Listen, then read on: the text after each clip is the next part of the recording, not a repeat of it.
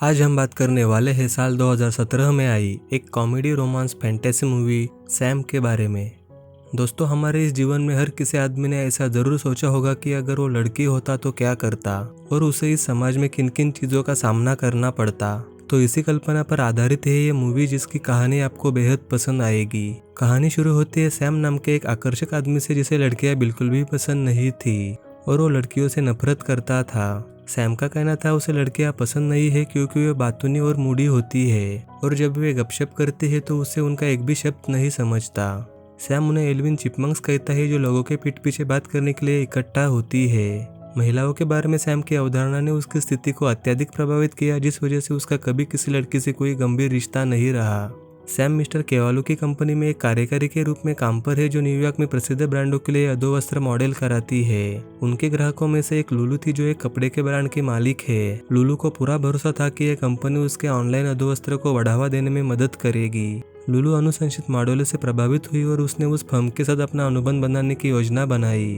और इसी के साथ लुलू गुप्त रूप से सैम के बॉस मिस्टर केवालो के साथ रिश्ते में भी थी, जो कि सैम की ही तरह एक महिलावादी है। खाली समय में वे महिलाओं के बारे में बातें करते थे और केवल सैम ही उनके इस गहरे रहस्य को जानता था। और मिस्टर केवालो के सैम को देखने पर वो उन्हें उनकी जवानी की याद दिलाता है, तो वो उसकी काफी प्रशंसा करते थे। और सैम उस कार्यालय में एकमात्र व्यक्ति है जो लुलू के साथ अपने बॉस केवालो के रिश्ते के बारे में जानता था। सैम का जॉन नाम का एक बेस्ट फ्रेंड था, जो कि एक स्त्री रोग विशेषज्ञ है। उनका अपना दोस्तों का एक ग्रुप है जो साथ रहते हैं और क्लबिंग के साथ महिलाओं का पीछा करते हैं। उनमें से ज्यादातर दोस्तों के पास उनका जोड़ीदार है, कुछ वफादार है तो कुछ सैम जैसे ही। उनका एक दोस्त स्टीव जल्द ही जॉर्जेट नाम की एक लड़की से शादी करने वाला था, जिसे सैम चिढ़ाता है कि शादी होने के बाद कोई भी आदमी अपने जीवन का आनंद नहीं ले पाता। सैम की इस बात का स्टीव के अलावा जॉन पर भी बुरा प्रभाव पड़ा, क्योंकि उसकी भी सिंथिया नाम की एक मंगेतर है जो सैम से बहुत नफरत करती थी। स्टीव की शादी से पहले उन्होंने एक बैचलर पार्टी रखी और स्टीव ने लड़कियों को होटल में बुलाया, लेकिन जॉन वफादार था और जितना संभव हो सके उतना इस प्रलोभन से बचना चाहता था। मगर सैम उसी के साथ रहा और उसे लड़कों को जंगली होते देखने में मजा आ रहा था। आगे पार्टी खत्म होने पर सैम नशे की ही हालत में अपने घर जाने के लिए निकल गया। वो रास्ते में ही एक दुकान के पास से गुजरा और उत्सुक होकर अंदर चला गया। सैम ने उसके चारों ओर अलमारियों और प्राचीन वस्तुओं और अन्य पुराने कबाड़ को देखा, और क्योंकि सैम थक चुका था तो वो लगभग उन वस्तुओं पर ही आराम करने लगा। इससे उस दुकान का मालिक काफी ज्यादा घबरा जाता है और सैम को किसी भी चीज को ना छूने के लिए कहता है। इसी के साथ उस बूढ़े आदमी ने सैम की शांत रहने में मदद करने के लिए चाय की पेशकश की और सैम ने बिना किसी हिचकिचाहट के उसे पी लिया। उस बूढ़े मकान मालिक को यह जानने की उत्सुकता थी कि वो कहाँ जा रहा है। सैम बताता है कि वो अपने दोस्त की एक बैचलर पार्टी के बाद घर जा रहा था। बूढ़े व्यक्ति को जब पता चला कि सैम मुरे हिल से है, तो उन्होंने एक महिला की कहानी शेयर की जो उसी गाँव में रहती थी। उन्होंने उस बहादुर महिला के प्रति अपनी प्रशंसा व्यक्त की, जिसका वे बहुत ज्यादा सम्मान करते थे। वो बताते हैं कि कैसे उस महिला ने उपनिवेशवादियों को मात देने के लिए अपनी सुंदरता का उपयोग करके अमेरिका को बचाया। और ये सब बताते हुए वो कहते हैं तुम्हें भी उसी के जैसी साहसी महिला को ढूंढना चाहिए। मगर सैम को ये बात अजीब लगी और वो हंसने लगा। सैम के मुताबिक समान विशेषताओं वाली महिला से मिलना असंभव होगा, क्योंकि उस प्रकार की महिलाओं का अब अस्तित्व नहीं है। सैम दावा करता है कि उसे बोरिंग लड़कियों को डेट करने के बजाय हर रात एक अलग अलग महिलाओं के साथ सोने में गर्व है। सैम की इस बात पर वह बूढ़ा आदमी अपमानित महसूस करता है। वो समझ चुका था कि सैम असभ्य और कृतज्ञ है और महिलाओं के बारे में उसकी अवधारणा चिंताजनक है, जो दर्शाती है कि वो कभी भी उनका सम्मान नहीं करेगा। अगले दिन सैम थके हुए शरीर के साथ उठा, जिसे मुश्किल से याद था कि वो घर कैसे पहुंचा। फिर जब वो पेशाब करने के लिए आराम कक्ष में जाता है तो उसे पता चलता है कि उसकी मर्दानगी खत्म हो गई है। दरअसल सैम एक महिला में बदल गया था और महिला के शरीर के सभी अंग उसके ऊपर थे। सैम बहुत घबराया हुआ था, क्योंकि उसे केवल कल रात नशे में होने की बात याद थी। सैम को लगा कि यह सिर्फ एक बुरा सपना है, तो उसने एक आदमी के रूप में जागने की उम्मीद में फिर से सोने का फैसला किया।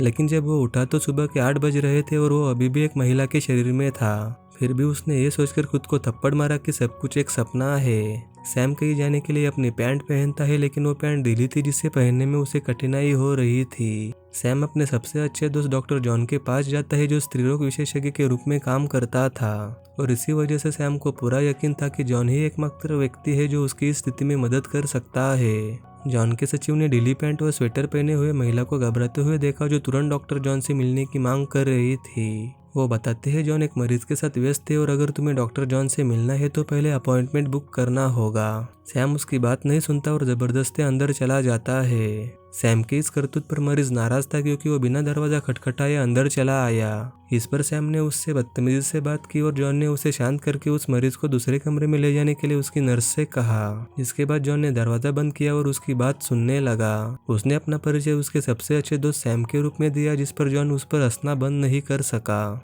जॉन ने सोचा वो पागल है और निसंदेह ये वही महिला है जिसके साथ सैम पिछली रात सोया होगा। जॉन उससे सैम के बारे में पूछता है कि वो ठीक है या नहीं, लेकिन सैम इस बात से नाराज था कि जॉन को उसकी बात पर यकीन नहीं है कि वो खुद सैम है। मगर फिर भी सैम गंभीर था और ये सच साबित करने के लिए वो जॉन से उसे कुछ भी पूछने की चुनौती देता है। मगर जॉन राजी नहीं होता तो सैम बताता है कि सिंथिया तुम्हारी मंगेतर है। इसी के साथ सैम वो सारे काले राज भी खोलता है जिनके बारे में सिर्फ जॉन और सैम को पता था। ये सब सुनकर जॉन बहुत शर्मिंदा महसूस करता है क्योंकि जिन रहस्यों को उन्होंने केवल अपने तक ही सीमित रखने का वादा किया था उनके बारे में सैम ने ऐसे ही किसी औरत को बता दिया। सैम भी इस बात से चिढ़ जाता है कि जॉन ने कभी भी उस पर विश्वास नहीं किया। इसलिए सैम एक कैंची उठाता है और अपने बालों को काटकर उन्हें जॉन को देकर उसे डीएनए टेस्ट कराने को कहता है। उस महिला को शांत कराने के लिए जॉन हाँ में सिर हिलाता है क्योंकि वो अभी भी इस बात से सहमत नहीं था कि वो सैम है। मगर सैम को पूरा विश्वास था कि नमूने मेल खाएंगे जिससे ये साबित होगा कि वो सैम है। जिसके बाद सैम काम करने के लिए अपने ऑफिस जाता है क्योंकि उसे लुलू के अधोवस्त्र ब्रांड के लिए एक ऑनलाइन विज्ञापन प्रस्ताव यानी कि प्रेजेंटेशन बनाने का काम सौंपा गया था। लेकिन सैम ये बात भूल गया था कि वो अब एक महिला के रूप में है, जिस वजह से ऑफिस के सुरक्षा कर्मी उसे ऑफिस के अंदर नहीं जाने देते। वो सैम से पूछते हैं कि एक पराई स्त्री का इस ऑफिस में आखिर क्या काम है। फिर सैम को जब याद आया कि वो एक महिला के शरीर में है तो वो अपना परिचय सैम की चचेरी बहन समंथा के नाम से कराता है। सुरक्षा कर्मी को आश्चर्य हुआ कि एक महिला को आखिर उसका नाम कैसे पता, जिस पर सैम बताते हैं कि आखिरी बार जब उन्होंने बात की थी तो सैम ने उसका जिक्र किया था। सुरक्षा कर्मी को वो महिला प्यारी और सम्मानजनक लगी, इसलिए वो उसे अंदर आने देता है। ऑफिस में किसी ने भी उसे नहीं पहचाना, इसलिए सैम निराश होकर घर चला आया।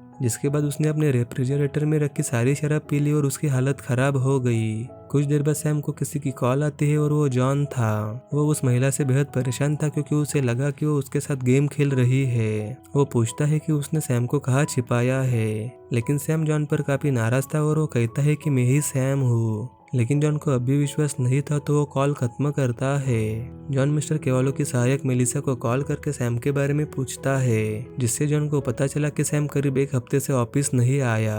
फिर भी मेलिसा कहती है सैम जब भी ऑफिस आएगा मैं तुम्हें सूचित कर दूंगी। जॉन परेशान था क्योंकि वो आखिरी व्यक्ति था जिससे सैम ने घर छोड़ने से पहले बात की थी। सिंथिया जॉन को दिलासा देती है कि सैम अपना ख्याल रखने के लिए पूरी तरह काबिल है। तभी जॉन का फोन बजता है और उसके मुताबिक वो वही महिला थी जो सैम का मोबाइल इस्तेमाल कर रही थी। वो बार बार सैम होने की जिद करती है, लेकिन जॉन उसका झूठ सुनकर थक गया था, इसलिए वो फोन बंद करता है। इसके कुछ ही समय बाद जॉन को क्लिनिक में उस महिला द्वारा काटे गए बालों की याद आती है और वो उसकी डीएनए परीक्षण कराने के लिए एक लैब से संपर्क करता है। इसी के साथ वो उस लैब से इस प्रक्रिया में तेजी लाने के लिए अनुरोध करता है क्योंकि ये उसके लिए काफी महत्वपूर्ण है। वो जानना चाहता था क्या लड़की सच कह रही है या नहीं। इसी बीच ऑफिस में केवालो भी सैम की अनुपस्थिति से परेशान था। उन्होंने उसे लुलू के काम के जिस प्रेजेंटेशन का प्रभारी बनाया था उसकी परियोजना उसने अभी तक शुरू नहीं की। यहाँ तक कि मेलिसा ने सैम से उसके दोनों ईमेल पर संपर्क किया और फोन भी किया, लेकिन वो उसका फोन नहीं उठा रहा। मेलिसा केवालो को बताती है कि जॉन भी सैम को ढूंढ रहा है क्योंकि बैचलर पार्टी के बाद से उसने भी सैम को नहीं देखा। और इस बात से मेलिसा ने मान लिया था कि जरूर सैम के साथ कुछ भयानक हुआ है।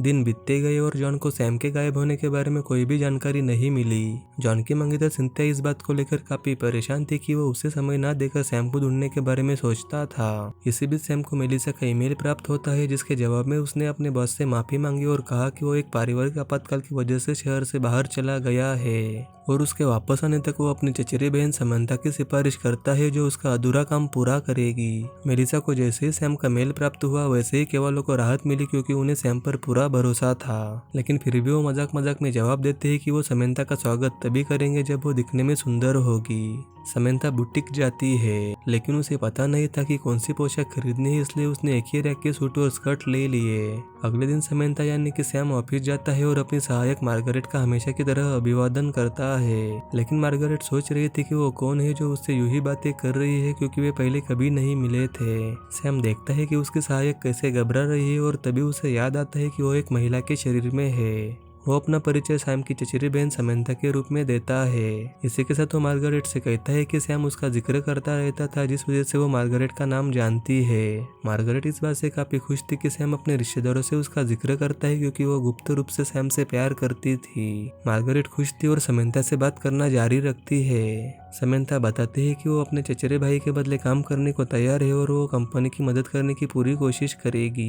रास्ते में समंथा की मुलाकात मिस्टर केवालो की सहायक मेलिसा से हुई, जिसे समंथा ने आश्वासन दिया कि सैम ठीक है और उसे चिंता करने की कोई बात नहीं है। उसने मेलिसा से उसे लुलू की फाइल देने का अनुरोध किया था कि वो अपना काम शुरू कर सके। इसी बीच इंतजार करते समय समंथा एक आदमी की तरह कुर्सी पर बैठ जाती है और उसका ये व्यवहार सैम के समान था। हालांकि ये ध्यान देने वाली बात है, क्योंकि वो अब एक महिला के शरीर में है। समंथा मिस्टर केवालो से मिलने उसके ऑफिस चली गई, जहाँ उसे देखकर केवालो मुस्कुराना बंद नहीं कर सका। उन्होंने मान लिया ये सैम की ही चचेरी बहन है, जो वास्तव में काफी सुंदर है, और उसे जानने के लिए केवालो मर रहा था। समंथा बताती है वो काम करने को लेकर बहुत आश्वस्त है, क्योंकि सैम ने इसकी परियोजना के बारे में उसे पूरी तरह जानकारी दी थी। मिस्टर केवालो एक शब्द भी नहीं कह सके, क्योंकि वो उसके मधुर चेहरे पर मंत्रमुग्ध हो गए थे। केवालो काम के बारे में बात करना छोड़कर एक दूसरे को जानने पर अधिक ध्यान केंद्रित करने का सुझाव देते हैं। केवालो समंथा से ये कहकर फ्लर्ट करता है कि उसे उसकी आंखों में घूरना अच्छा लगता है, क्योंकि यह आत्मा की खिड़की है।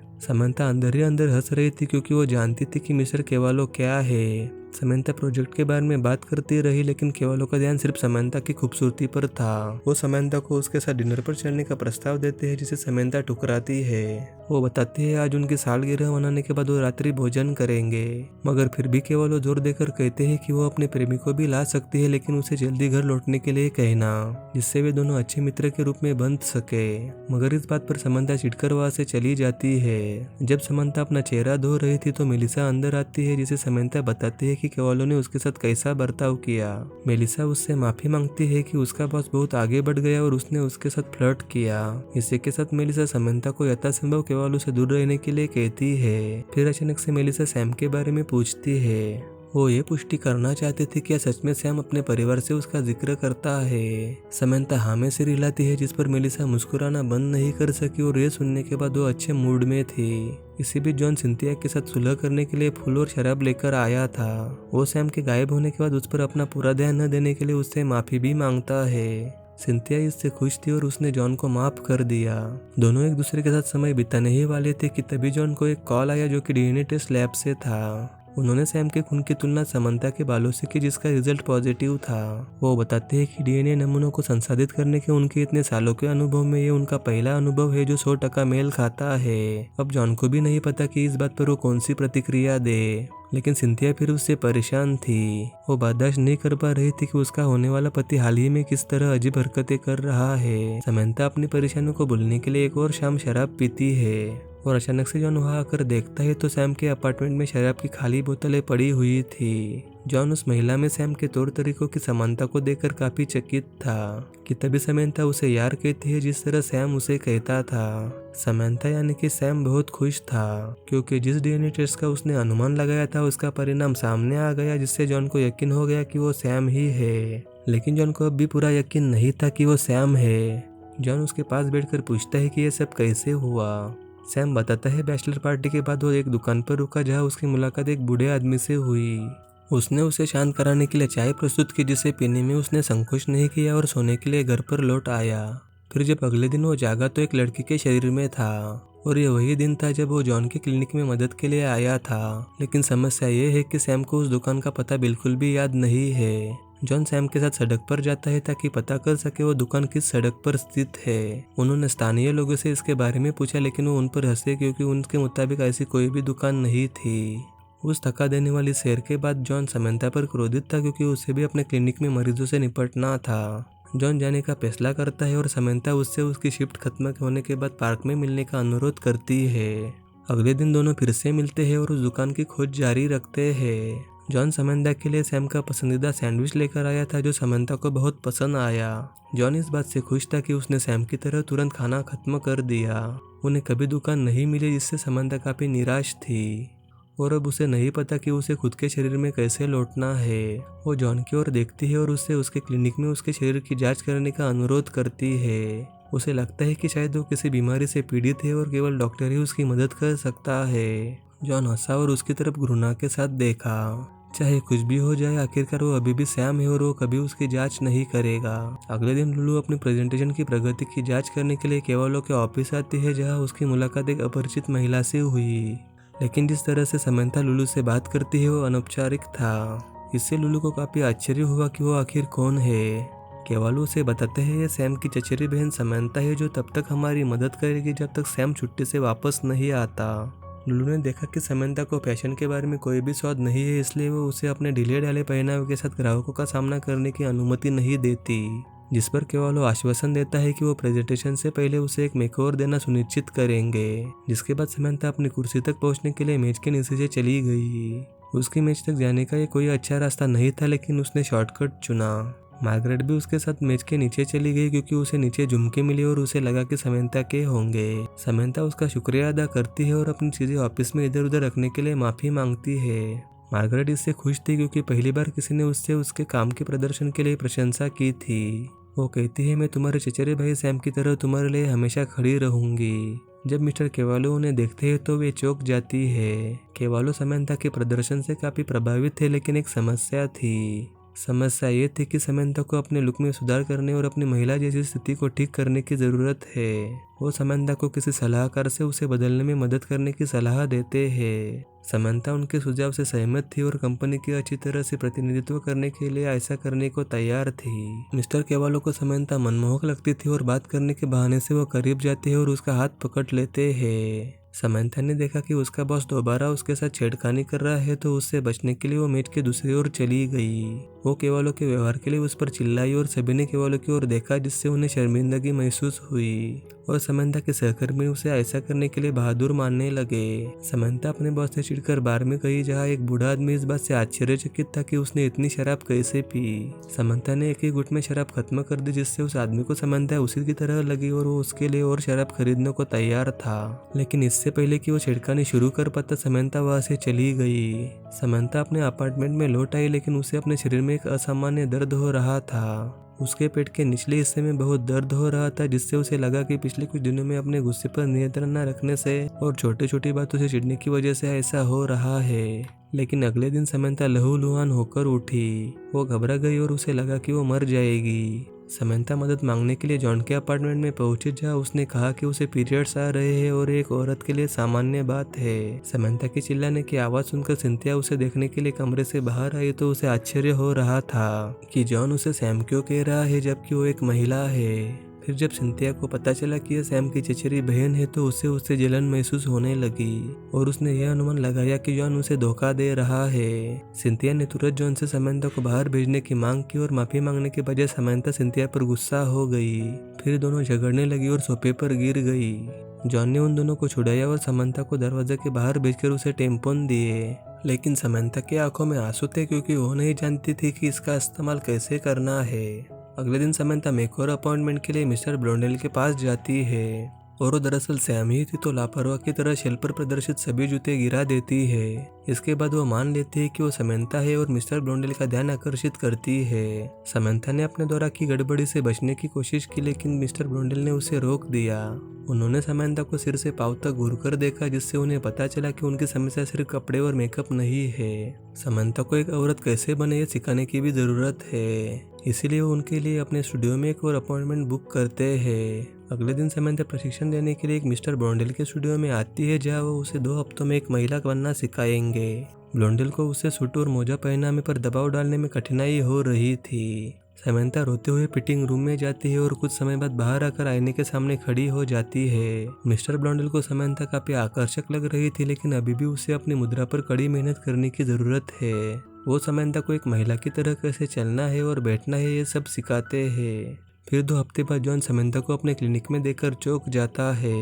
वो देखता है सैम यानी कि समंथा पूरी तरह से बदल गई थी और उसका फैशन सेंस उसके मेकअप के बराबर था। वो काफी सुंदर दिख रही थी और एक औरत की तरह वो अंदर चली आई। समंथा जॉन की अगली मरीज थी, लेकिन जॉन उसके शरीर की जांच करने से इनकार कर देता है। हालांकि समंथा जॉन से मदद की गुहार लगाती है, क्योंकि वो अभी अपने पुराने स्वरूप में लौटने के लिए बेताब थी। जॉन उसके अपार्टमेंट में घुसने के लिए समंथा पर क्रोधित था, क्योंकि सिंथिया ने यह सोचकर उससे नाता तोड़ दिया कि वो उससे धोखा दे रहा है। समंथा रो रही थी क्योंकि वो नहीं जानती कि अपनी समस्या का समाधान कैसे करे। जॉन एकमात्र ऐसा व्यक्ति था जिसे उसकी इस हालत के बारे में पता था, और यदि वो नहीं चाहता तो समंथा उस पर दबाव नहीं डालना चाहती। वो सिसकने लगी और सोचने लगी कि वो हमेशा के लिए एक महिला ही रहेगी। वो निराशाजनक हालत में कुर्सी पर बैठ गई और बेहोश हो गई। जॉन को उस पर दया आई और उसने उसकी समस्या का समाधान खोजने के लिए अपनी किताब खोली।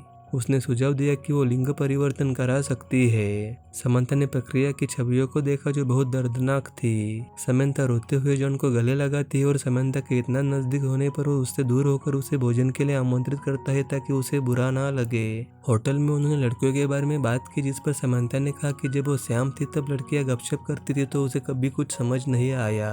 उनके पास चिपमंक्स जैसी छोटी आवाजें है और ये उसे सबसे अधिक परेशान करता था। और अब उसे विश्वास नहीं हो रहा है कि एक एल्विन जैसा लग रहा है। वो ये भी दावा करती है कि वो जानती है उनके पीछे की लड़कियां क्या बात कर रही है। जॉन समंथा पर हंसता है और उसे उनके विषय पर अपनी व्याख्या लिखने की चुनौती देता है। जॉन खड़ा हुआ और दूसरी टेबल पर बैठी महिला के पास गया क्योंकि वो पुष्टि करना चाहता था क्या समंथा सही है। समंथा सही थी और जॉन उसकी इस क्षमता से प्रभावित था। जब दोनों खाना खा रहे थे तब जॉन समंथा को ही देखता रहा। उसे विश्वास ही नहीं हो रहा था कि उसका सबसे अच्छा दोस्त अब एक खूबसूरत महिला बन चुका है, और वो अब उसकी खूबसूरत सबसे अच्छी दोस्त है जो अब सैम की तरह खाना नहीं खाती। प्रशिक्षण में भाग लेने के बाद अब उसमें एक महिला की तरह मैनर्स आ गया है। समंथा ने जॉन की ओर देखा। उसे आश्चर्य हुआ कि उसकी आंखों में नमी है। उसने पूछा क्या उसके और सिंथिया के बीच सब ठीक है या नहीं। जॉन कुछ भी जवाब नहीं देता तो समंथा फिर कुछ नहीं पूछती। वो सोचती है कि उनके संबंध अच्छे नहीं होंगे जिसे जॉन साझा नहीं करना चाहता। एक महीना महिला के रूप में रहने के बावजूद सैम ने खुद को स्वीकार नहीं किया है और उसे कभी कभी इसके बारे में बुरा भी लगता है। जॉन उसका उत्साह बढ़ाने के लिए उसकी खूबसूरती और महिला के रूप की तारीफ करता है। समंथा जॉन से उसकी आवाज के बारे में पूछती है कि उसकी आवाज कैसी है।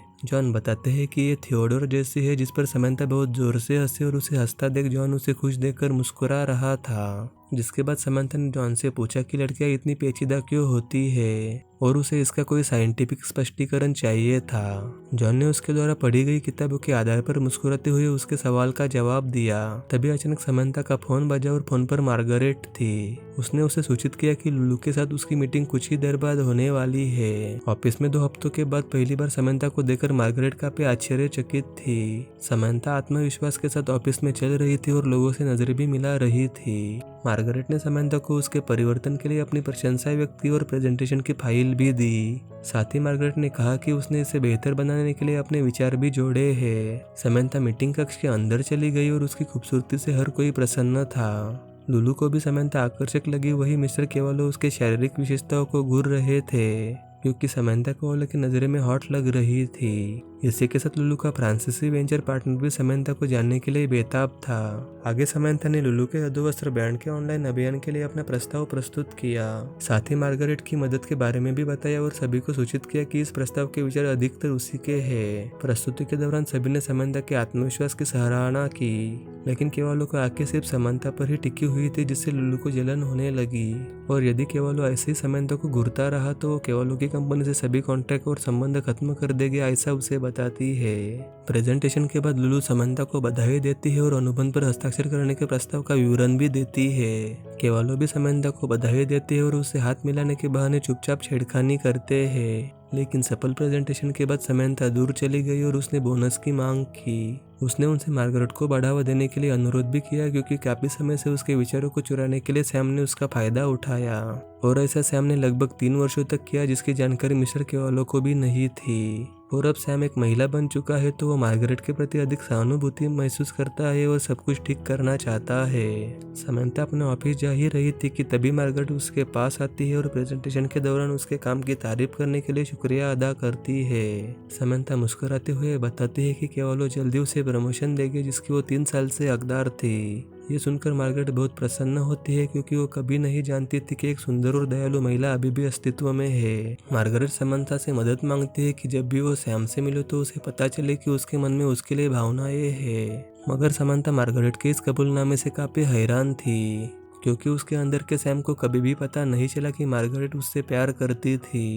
लेकिन अब ये इस बात से साबित होता है कि जब भी सैम को कोई प्रोजेक्ट सौंपा जाता था तो मार्गरेट अपने आइडियाज को सैम को क्यों देती थी। समंता को यह जानने की उत्सुकता हुई कि उसे ऐसा क्यों लगता है कि वो एक स्टड के साथ प्यार में है। मार्गरेट जवाब देती है कि उसे अच्छा लगता है कि कैसे सैम लोगों की परवाह न करने का दिखावा करता था। जब वो अंदर से अपने आसपास रहता तो उसका दिल काफी रोमांटिक होता। सैम ने कभी उम्मीद नहीं की थी एक महिला उससे प्यार करने को तैयार होगी, चाहे वो कैसा भी हो। उसी रात सिंथिया जॉन के शरीर की मालिश कर रही थी, लेकिन जब सोते वक्त जॉन ने सैम का जिक्र किया तो वो परेशान हो गई। सिंथिया ने थप्पड़ मारकर जॉन को जगाया, लेकिन उसे कुछ पता नहीं था सिंथिया ने ऐसा क्यों किया। सिंथिया उसे सब कुछ बताती है कि वो नींद में सैम के नाम से बड़बड़ा रहा था। सिंथिया ने खुद को ठगा हुआ महसूस किया कि उसके मंगेतर जॉन को सैम से प्यार हो गया है और इसका मतलब ये है कि जॉन एक गे है। जॉन सिंथिया को समझाने की काफी कोशिश करता है कि वो जैसा सोच रही है वैसा वो नहीं है, लेकिन बहुत देर हो चुकी थी और सिंथिया ने उसे फिर से छोड़ दिया। अगले दिन समंता और जॉन एक मैदान में मिले जहाँ जॉन अकेला महसूस कर रहा था। समंता ने उससे सिंथिया के बारे में पूछा, लेकिन जॉन ने कोई जवाब नहीं दिया। समंता ने उसे फुटबॉल के लिए आमंत्रित करके उसका उत्साह बढ़ाने की कोशिश की, लेकिन जॉन ने मना कर दिया क्योंकि उसने कभी फुटबॉल नहीं खेला। वो अपने दोस्तों के पास गया जो एक लड़की के साथ फुटबॉल खेलने के लिए इकट्ठे हुए थे। जब जॉन उनसे बात कर रहा था तो समंता ने उसे टोका। समंता ने स्टीव की ओर भी देखा और लापरवाही से उससे बात की। इससे स्टीव को आश्चर्य हुआ कि वो कौन है, क्योंकि वो उससे पहले कभी नहीं मिला था। जॉन ने उसका परिचय सैम की चचेरी बहन के रूप में कराया। लड़कों को फुटबॉल में समंता की क्षमता पर संदेह था क्योंकि वो एक महिला थी। उन्होंने उसके साथ खेलने से इनकार कर दिया, लेकिन समंता ने इस पर बहुत जोर दिया। उसने ये दावा किया कि वो फुटबॉल खिलाड़ियों के परिवार से है और इसी वजह से उन्होंने उसे शामिल होने की अनुमति भी दे दी। समंता ने गेंद पकड़ ली और लड़कों ने उसे जमीन पर धकेल दिया और उसके ऊपर लेट गए। जॉन अपने दोस्तों के इस व्यवहार से परेशान था और उसे बुरा लगा कि उन्होंने कभी उसके प्रति सम्मान नहीं दिखाया। समंता ने जॉन को शांत किया और वह ठीक थी और चिंता की कोई बात नहीं थी, लेकिन फिर भी जॉन ने घूरकर देखा और अपने दोस्तों से झगड़ने लगा। दरअसल जॉन इस बात से चिढ़ गया था कि समंता उसका पीछा करती रहती है। जॉन गुस्से में समंता को बताता है कि उसकी वजह से उसका और सिंथिया का ब्रेकअप हो गया है। समंता काफी हैरान थी क्योंकि ये पहली बार था जब उसने जॉन को उसकी वजह से बेहद दुखी होते देखा था। समंता को इस बारे में बुरा लगता है और वो रोते हुए रात बिताती है। जब सब कुछ सामान्य था तब वो एक पुरुष होने से चूक गई और इसीलिए वो अपनी दोस्ती बचाने के लिए जॉन को दोबारा परेशान ना करने का वादा करती है। तभी कोई दरवाजा खटखटाता है और समंता अपने आंसू पोंछती है। वो जॉन था जो शांति भेंट के रूप में अपने साथ बियर लेकर आया था और वो समंता पर अब और क्रोधित नहीं था। वे सोफे पर बैठ जाते हैं, लेकिन अचानक से समंता को उसकी मांसपेशियों में दर्द महसूस होने लगा और शायद उसकी फुटबॉल खेलने की जिद की वजह से हुआ होगा।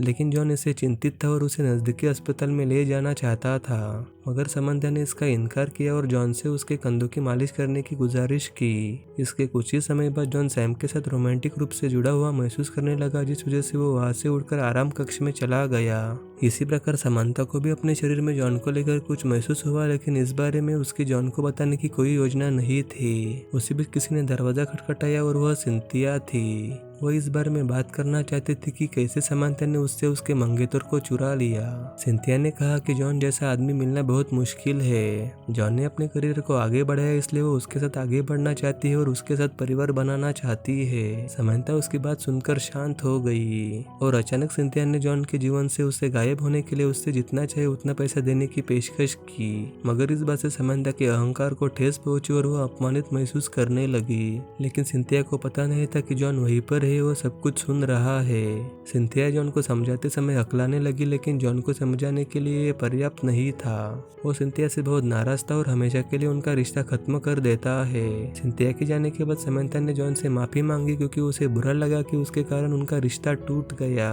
वही जॉन उसे देखकर मुस्कुराया और वो इस बात के लिए समंता का आभारी था कि उसकी वजह से उसे पता चला कि सिंथिया के साथ उसका रिश्ता कितना जहरीला था। और क्योंकि सैम अकेला है तो जॉन उसे स्टीव की शादी में शामिल होने के लिए आमंत्रित करता है। अगले दिन वे एक पोशाक की तलाश में मिस्टर ब्लोंडेल की बुटीक में जाते हैं, जहां समंता अपनी काली पोशाक में आश्चर्यजनक रूप में फिटिंग रूम से बाहर चली आई। और जब जॉन ने उसे देखा तो वह दंग रह गया और उसकी दुनिया रुक गई। मिस्टर ब्लोंडेल ने देखा कि दोनों की आंखें चमक उठी तो उन्होंने पूछा क्या वे डेटिंग कर रहे हैं या नहीं, जिस पर दोनों ने आवाज उठाई और उनका इनकार किया। मिस्टर ब्लोंडेल उनकी प्रतिक्रिया पर हंसे और समंता ने ड्रेस के लिए उन्हें धन्यवाद दिया।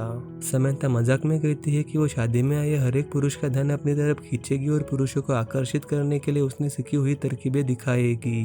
और ये प्रभावी भी था क्योंकि जॉन समंथा के और भी करीब खींचा जा रहा था। उसी रात जॉन ने समंथा के बारे में सोचते हुए बियर पी और अचानक से उसका फोन बजा और फोन समंथा का था। वो जॉन से उसके अपार्टमेंट में प्रवेश करने की अनुमति मांग रही थी। समंथा ने कहा कि जब वो किसी लड़के के बारे में सोचती हो तो उसे अजीब लगता है। समंथा ने कबूल किया कि वो जॉन की ओर आकर्षित हो रही है। ये सुनकर जॉन घबरा गया क्योंकि वो भी अंदर ही अंदर समंथा के लिए ऐसा ही महसूस करता था। लेकिन दिक्कत वाली बात यह थी कि वो अपने सबसे अच्छे दोस्त के प्यार में पड़ने की कल्पना भी नहीं कर सकता। और दूसरी बात यह थी कि उन्होंने मिलकर लड़कियों का पीछा भी किया था। समंथा ने कहा कि वो अब अपनी भावनाओं को नियंत्रण नहीं कर सकती। जॉन लड़खड़ाया और बियर लेने का बहाना बनाने लगा और जब वो लौटा तो समंथा ने उसे गले लगा लिया।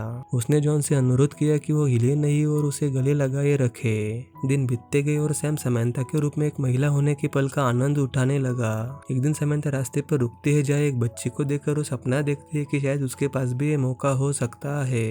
समंथा अच्छे मूड में ऑफिस जाती है जहाँ दरवाजा खोलने पर उसे एक लेटर मिला। लेटर में उस जिज्ञासा की दुकान का पता था जहाँ आधी रात को पहुंचने पर उसे सैम और समंथा में से कोई एक विकल्प चुनना होगा। समंथा को नहीं पता क्या करना है क्योंकि वो अब एक महिला होने पर गर्व महसूस कर रही थी। इसी के साथ वहाँ जाने या ना जाने के बारे में वो 2 बार सोच रही थी। अगले दिन जॉन और समंथा स्टीव और जॉर्जेट की शादी में जाती है। वहाँ समंथा रोमांटिक हो रही थी और जॉन को बेहतर महसूस कराने के लिए उसका हाथ पकड़े हुई थी। रिसेप्शन के बाद समंथा और जॉन नवविवाहित जोड़े के पास जाते हैं जहाँ जॉन समंथा का परिचय कराता है। उन्हें आश्चर्य हुआ कि सैम को क्या हुआ, जिस पर समंथा कहती है वो ठीक है और अब ये उसका एक परिवर्तित रूप है। समंथा सिर्फ बोले ही जा रही थी और उसे रोकने के लिए जॉन ने उसके कंधे पर चिमटी काटी। आगे समंथा जॉर्जेट के कमरे में जाती है और लड़कियों वाली बातें करती है। जॉर्जेट अपने पति पर बुरा प्रभाव डालने के लिए सैम से नफरत करती थी और अब जब सैम एक महिला बन चुका है तो उसे इस बात का पछतावा था कि उसने स्टीव को उसे धोखा देने के लिए मजबूर किया था। समंथा समझौता करना चाहती थी और वो सलाह देती है कि यदि वो चाहती है कि उसकी शादी सफल हो तो उसे और स्टीव को पहले दोस्ती स्थापित करनी चाहिए, जिसके बाद उस दोस्ती के रिश्ते को उन्हें नींव के रूप में इस्तेमाल करना चाहिए। जॉर्जेट समंथा को जानती नहीं थी लेकिन वो उसके सलाह के लिए आभारी थी क्योंकि उसके दयालु शब्दों ने उसके दिल को छू लिया। फिर समंथा आराम करने के लिए बालकनी में चली जाती है जहाँ वो अब भी उस लेटर को लेकर परेशान थी। कुछ समय बाद जॉन ने देखा कि समंथा परेशान दिख रही है तो उसने उसके कंधों पर एक कोट रख दिया।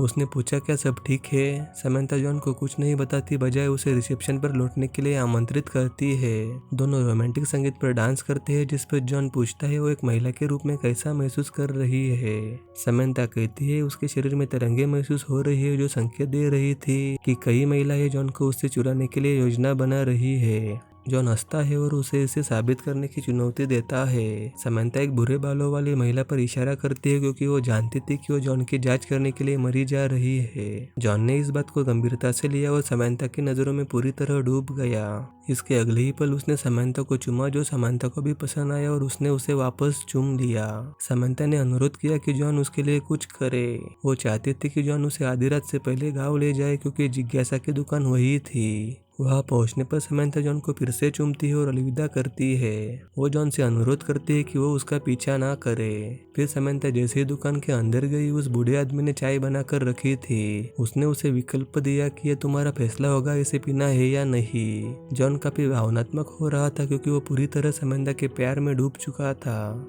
लेकिन उसे ये भी समझ में आ रहा था कि अब उसे जाने देने का समय आ गया है। अचानक समंथा लौट आई और उसने वो चाय नहीं पी। दरअसल अब उसने एक महिला बने रहने का फैसला कर लिया था और वो जॉन के साथ अपनी जिंदगी बिताना चाहती थी। दोनों एक दूसरे को चूमते हैं जिसके कुछ ही सेकंड बाद वो दुकान वहां से गायब हो जाती है और इसी सीन पर ये मूवी भी यही खत्म होती है। तो मूवी और उसकी कहानी पसंद आई हो तो वीडियो को लाइक करके चैनल को सब्सक्राइब जरूर कर देना और अगर कोई बात मुझसे छूट गई हो तो उसे कमेंट में जरूर बताना। कहानी में अंत तक बने रहने के लिए आपका धन्यवाद।